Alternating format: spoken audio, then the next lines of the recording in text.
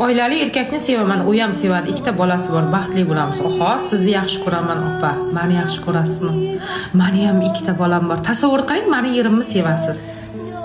Biz xotinlarni aybimiz taqdirimizga tan berib shu bolaga turmushga chiqqanimiz. Bolalarim yetim bo'lmasin deb chidaganimiz. Ota-onamizni yuzi yerga qaramasin deb sabr bilan yashaganimiz. Bizni aybimiz nimada? Balki qizlar siladagi qichig'imiz bilan takoy qizmasdirmiz. Lekin ko'z ochib ko'rganimiz erimiz sabr bilan bir kun erim yaxshi bo'ladi deb yashayapmiz.